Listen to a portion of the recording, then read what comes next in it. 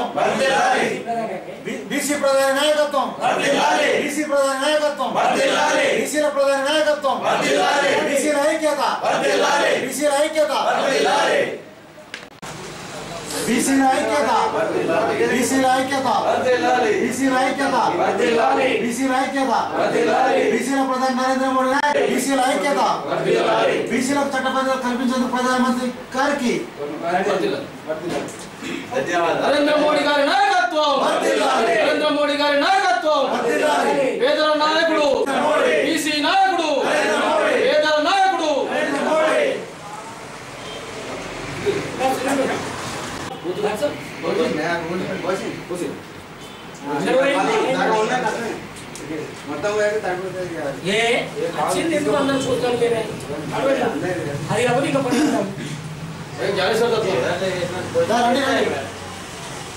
గారి నాయకత్వం పేదల నాయకుడు బీసీ నాయకుడు బీసీ నాయకుడు బీసీ నాయకుడు నరేంద్ర మోడీ గారి నాయకత్వం నరేంద్ర మోడీ గారి నాయకత్వం బీసీ నాయకుడు బీసీ నాయకుడు నరేంద్ర మోడీ గారి నాయకత్వం నరేంద్ర మోడీ గారి నాయకత్వం నరేంద్ర మోడీ గారి నాయకత్వం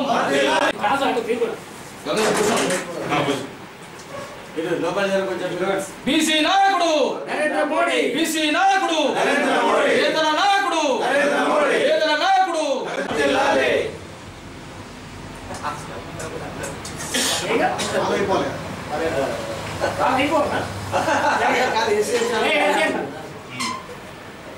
నరేంద్ర మోడీ గారి నాయకత్వం పేదల నాయకుడు బీసీ సంక్షేమ సంఘం ఆధ్వర్యంలో గాజుల నాగరాజు గారి ఆధ్వర్యంలో మనకు నిన్న శ్రీ నరేంద్ర మోడీ గారు కేంద్రంలో బీసీలకు చట్టసభలో చట్టభద్రత కల్పించినందుకు ఈరోజు పాలాభిషేకం చేయడం జరిగింది.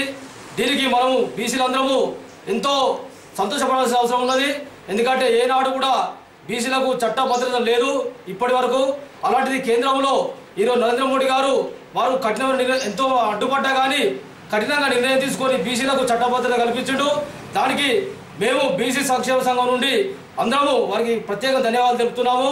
మరియు ఈ బీసీలు కూడా మనం రాబోయే తరంలో మనకు ప్రధానమంత్రి భారతదేశ ప్రధాని ఈరోజు బీసీ నాయకుడు కాబట్టి ఆయన చేసిన సేవలను మనం మర్చిపోవద్దు, ప్రతి ఒక్కరు గుర్తించి గమనించాలని చెప్పని మేము ఈ సందర్భంగా కోరుకుంటున్నాం.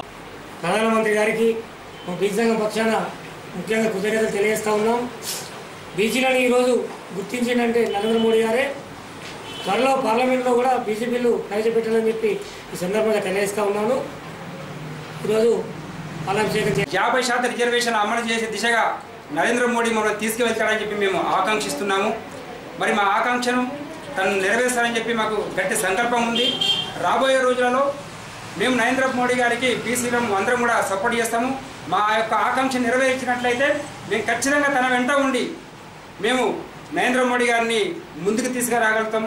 తను మళ్ళీ వచ్చే ఎన్నికల్లో కూడా అతన్ని పీఎంగా కూడా చేయాలనుకుంటున్నాం. మరి ఈరోజు దేశంలో 60% బీసీలు ఉన్నటువంటి బీసీలను అన్ని పార్టీలు విస్మరిస్తున్నాయి. ఈరోజు తెలంగాణ ప్రభుత్వం కూడా బీసీలను విస్మరిస్తుంది. కేవలం ఇక్కడ మనకు 24% మాత్రమే రిజర్వేషన్ అమలు చేస్తూ ఉంది. మరి వాటి మీద కూడా పునః పరిశీలన చేయాలి. మరి కేంద్రాన్ని మేము కోరుతూ ఉన్నాం, దయచేసి కేసీఆర్ పెట్టినటువంటి ముస్లిం రిజర్వేషన్లు అమలు చేయకుండా అడ్డుకోవాలి. దాన్ని చట్టసభలో దాన్ని పార్లమెంట్లో పార్లమెంట్లో ఖచ్చితంగా దాన్ని తిప్పి పంపించాలి కేసీఆర్ గారికి. ఎందుకంటే 55-60% ఉన్నటువంటి బీసీలు ఇక్కడ నష్టపోతున్నారు ఈ 12% రిజర్వేషన్ చేపట్టి. కాబట్టి రాబోయే రోజుల్లో బీసీలు మీ వెంట ఉంటామని చెప్పి మోడీ గారికి